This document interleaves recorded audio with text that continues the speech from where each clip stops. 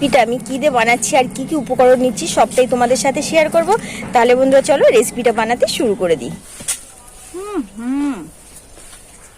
দারুণ বন্ধুরা, আজকের রেসিপি হবে এই যে দুটো আলু নিয়ে নিয়েছি। আলু দিয়ে দুর্দান্ত স্বাদের একটা স্ন্যাক্সের রেসিপি তোমাদের সাথে শেয়ার করতে চলেছি।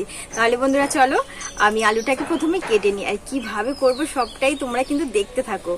খুব সুন্দর একটা রেসিপি হতে চলেছে বন্ধুরা, দারুণ। আলুটাকে প্রথমে ছাড়িয়ে কেটে নেব।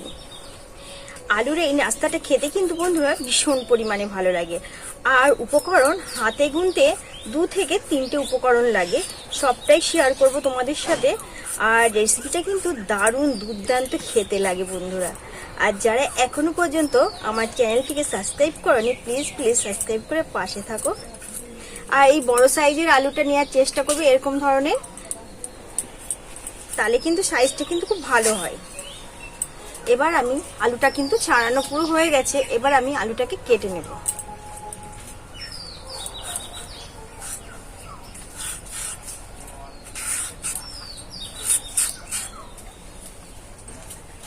এই যে এইভাবে করে কিন্তু আলুটাকে কাটবো, এইভাবে করে। এবার আমি এই জলের মধ্যে দিয়ে দেব, জলে দিয়ে দেব। এই যে একটা কষ আছে, কষটা বেরিয়ে যাবে আলু থেকে। আমি এখানে 2খানা আলু নিয়ে নিয়েছি, তোমরা চাইলে একটু বেশি নিতে পারো। আলুটাকে কেটে কিন্তু বন্ধুরা খুব ভালো করে পরিষ্কার করে আমি কিন্তু ধুয়ে নিয়েছি। 2 থেকে 3 বার খুব ভালো করে ধুয়ে নিয়েছি, এটাকে ঝরাতে দিয়ে দিয়েছি।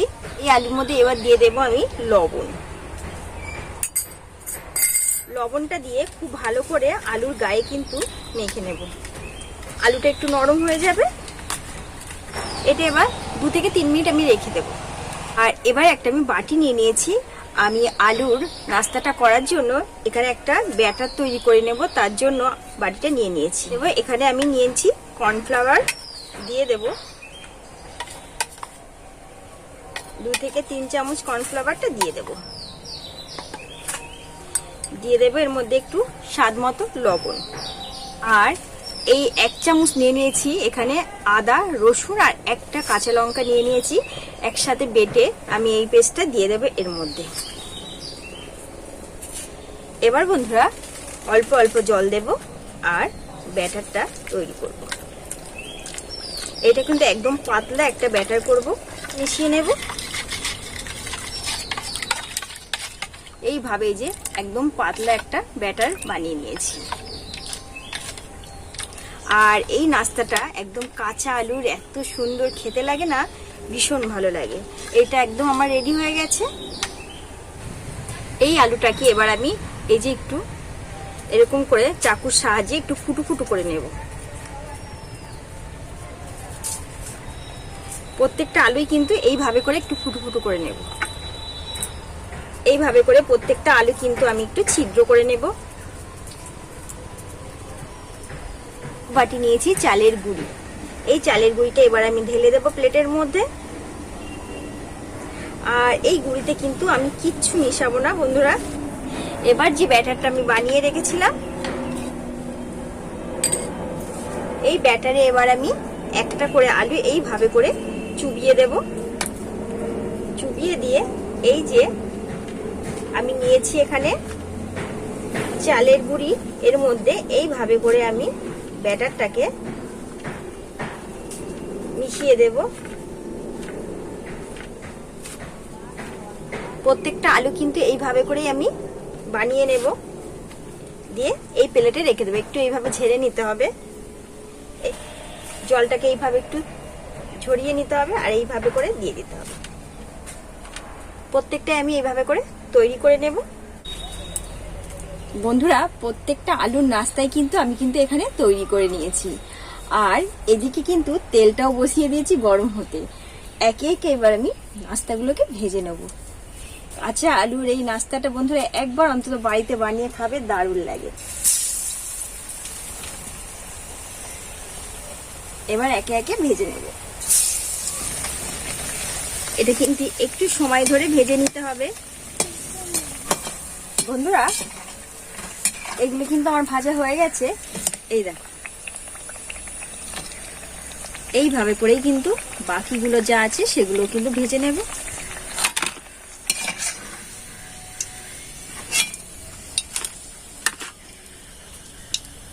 একইভাবে বাকিগুলো ছেড়ে দেব।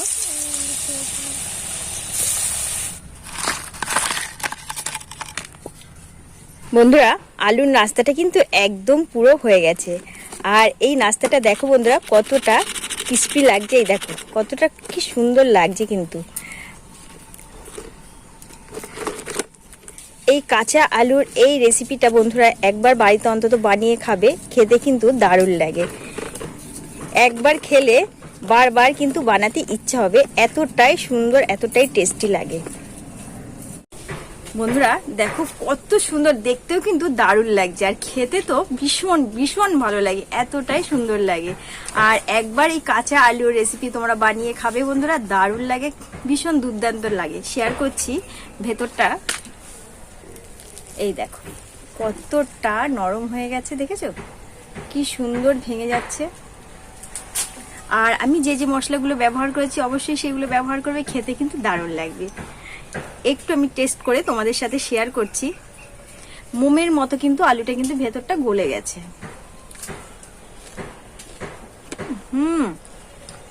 দারুণ কাঁচা আলু যে অপূর্ব রেসিপি, তোমরা বন্ধুরা একবার অন্তত বাড়িতে বানিয়ে খাও, ভীষণ পরিমাণে ভালো লাগে, দারুণ টেস্ট হয়েছে।